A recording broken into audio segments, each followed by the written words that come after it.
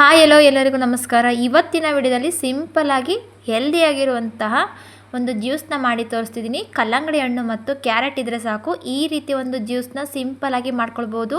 ಬೇಸಿಗೆ ಕಾಲದಲ್ಲಿ ಈ ರೀತಿ ಒಂದು ಹೆಲ್ದಿಯಾಗಿರುವಂತಹ ಜ್ಯೂಸು ಮಾಡಿ ಕುಡಿಯೋದ್ರಿಂದ ದೇಹವನ್ನು ತಂಪಾಗಿಟ್ಕೊಳ್ಬೋದು ಮತ್ತು ಚರ್ಮದ ಕಾಂತಿಯನ್ನು ಹೆಚ್ಚಿಸುತ್ತೆ. ಈ ರೀತಿ ನಾವು ವಾರಕ್ಕೆ ಒಂದು 3 ಬಾರಿನಾದರೂ ನಾವು ಈ ರೀತಿ ಮಾಡಿಕೊಂಡು ಕುಡಿಯೋದ್ರಿಂದ ಆರೋಗ್ಯವನ್ನು ತುಂಬಾ ಚೆನ್ನಾಗಿ ಇಟ್ಕೊಳ್ಬೋದು.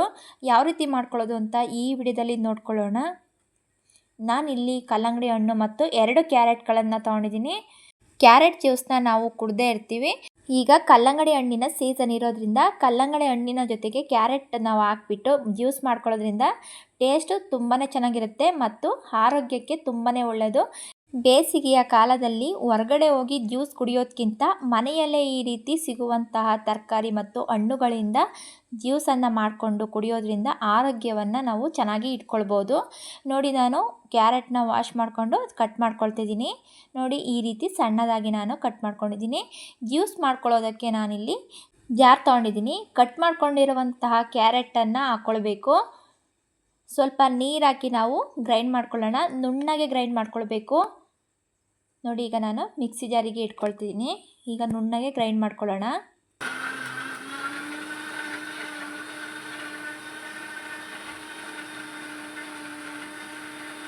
ನೋಡಿ, ಈಗ ನುಣ್ಣಗೆ ಗ್ರೈಂಡ್ ಆಗಿದೆ. ಈಗ ನಾನು ಆಫ್ ಮಾಡ್ಕೊಳ್ತಿದ್ದೀನಿ. ಗ್ರೈಂಡ್ ಮಾಡ್ಕೊಂಡಿರುವಂತಹ ಕ್ಯಾರೆಟ್ ಜ್ಯೂಸನ್ನು ಈಗ ಸೋಸ್ಕೊಳ್ಬೇಕು. ಒಂದು ಜಾಲರಿಯಿಂದ ನಾವು ಈಗ ಸೋಸ್ಕೊಳ್ಳೋಣ. ಒಂದು ಸಲ ಸೋಸಿದ ನಂತರ ಮತ್ತೆ ಬೇಕಾದರೆ ನಾವು ಕ್ಯಾರೆಟನ್ನು ಮಿಕ್ಸಿ ಜಾರಿಗೆ ಹಾಕ್ಕೊಂಡು ಸ್ವಲ್ಪ ನೀರು ಹಾಕಿ ಗ್ರೈಂಡ್ ಮಾಡ್ಕೊಳ್ಬೋದು. ಅದರಲ್ಲಿರುವಂತಹ ಜ್ಯೂಸು ಮತ್ತೆ ಸ್ವಲ್ಪ ಸಿಗುತ್ತೆ. ಅದರಿಂದ ನಾನು ಮತ್ತೊಂದು ಸಲ ಮಿಕ್ಸಿ ಜಾರಿಗೆ ಹಾಕ್ಕೊಂಡು ಈ ರೀತಿ ಜ್ಯೂಸನ್ನು ತೆಕ್ಕೊಳ್ತಿದ್ದೀನಿ. ನೋಡಿ, ಈ ರೀತಿ ಹಿಂಡ್ಬಿಟ್ಟು ತಗೊಳ್ಬೇಕು. ಸ್ವಲ್ಪನೇ ಬಿಡಬಾರ್ದು ಜ್ಯೂಸ್ ಅದರಲ್ಲಿ. ನೋಡಿ, ಈ ರೀತಿ ನಾನು ಜ್ಯೂಸನ್ನು ರೆಡಿ ಮಾಡ್ಕೊಂಡಿದ್ದೀನಿ. ನೋಡಿ, ಬೇಕಾದರೆ ನಾವು ಇದಕ್ಕೆ ಸ್ವಲ್ಪ ಶುಗರ್ ಬೇಕಾದ್ರೆ ಆ್ಯಡ್ ಮಾಡಿಕೊಂಡು ಕ್ಯಾರೆಟ್ ಜ್ಯೂಸನ್ನು ಹಾಗೇ ಕುಡಿಬೋದು. ನಾನು ಕ್ಯಾರೆಟ್ ಜ್ಯೂಸೊಂದಿಗೆ ಕಲ್ಲಂಗಡಿ ಹಣ್ಣನ್ನು ಮಿಕ್ಸ್ ಮಾಡ್ಕೊಳ್ಳೋದ್ರಿಂದ ಈಗ ಕಲ್ಲಂಗಡಿ ಹಣ್ಣನ್ನು ಕಟ್ ಮಾಡ್ಕೊಳ್ಬೇಕು. ಸಣ್ಣದಾಗಿ ನಾನು ಕಟ್ ಮಾಡ್ಕೊಳ್ತಿದ್ದೀನಿ. ಕಲ್ಲಂಗಡಿ ಹಣ್ಣಲ್ಲಿರುವಂತಹ ಸೀಡ್ಸ್ನೆಲ್ಲ ತೆಗಿಬೇಕು. ನಾವು ಗ್ರೈಂಡ್ ಮಾಡಿಕೊಂಡು ಹಾಗೇ ಡೈರೆಕ್ಟಾಗಿ ಹಾಕೋದ್ರಿಂದ ನಾನು ಸೀಡ್ಸ್ನೆಲ್ಲ ನೀಟಾಗಿ ತೆಗಿಬೇಕು. ನೋಡಿ, ನಾನು ಸೀಡ್ಸ್ನೆಲ್ಲ ತೆಗೆದಿದ್ದೀನಿ. ಈಗ ನಾವು ಕಟ್ ಮಾಡ್ಕೊಳ್ಳೋಣ. ಸಿಪ್ಪೆ ಮತ್ತು ಫ್ರೂಟನ್ನು ಎರಡು ಸಪ್ರೇಟ್ ಮಾಡಬೇಕು. ಕಲ್ಲಂಗಡಿ ಹಣ್ಣನ್ನು ಸಣ್ಣದಾಗಿ ಪೀಸಸ್ಗಳನ್ನಾಗಿ ಮಾಡ್ಕೊಳ್ಬೇಕು. ಕಟ್ ಮಾಡ್ಕೊಂಡಿರುವಂತಹ ಕಲ್ಲಂಗಡಿ ಹಣ್ಣಿನ ಪೀಸಸನ್ನು ಈಗ ನಾವು ಗ್ರೈಂಡ್ ಮಾಡ್ಕೊಳ್ಬೇಕು. ನೋಡಿ, ತುಂಬಾ ಸಿಂಪಲ್ಲಾಗಿ ಈ ಜ್ಯೂಸನ್ನು ಮಾಡ್ಕೊಳ್ಬೋದು. ಈ ರೀತಿ ನಾವು ಜ್ಯೂಸನ್ನು ಮಾಡಿಕೊಡೋದ್ರಿಂದ ಮಕ್ಕಳು ತುಂಬಾ ಇಷ್ಟಪಟ್ಟು ಕುಡಿತಾರೆ. ನೋಡಿ, ಕಟ್ ಮಾಡ್ಕೊಂಡಿರುವಂತಹ ವಾಟರ್ ಮೆಲನ್ನ ಈಗ ಮಿಕ್ಸಿ ಜಾರಿಗೆ ಹಾಕ್ಕೊಳ್ತಿದ್ದೀನಿ.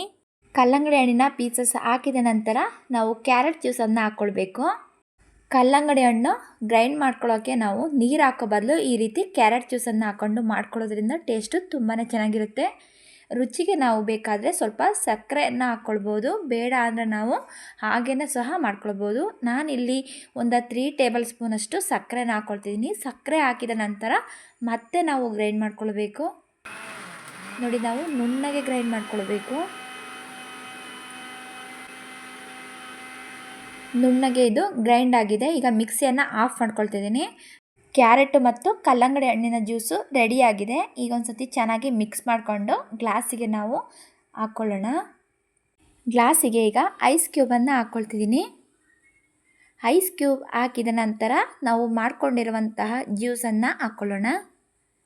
ನೋಡಿ, ಕೂಲ್ ಆಗಿರುವಂತಹ ಈ ಸಮ್ಮರ್ ಸ್ಪೆಷಲು ಕಲ್ಲಂಗಡಿ ಮತ್ತು ಕ್ಯಾರೆಟ್ ಕಾಂಬಿನೇಷನ್ ಆಗಿ ಈ ಜ್ಯೂಸನ್ನು ನಾನು ಮಾಡಿ ತೋರಿಸಿದ್ದೀನಿ.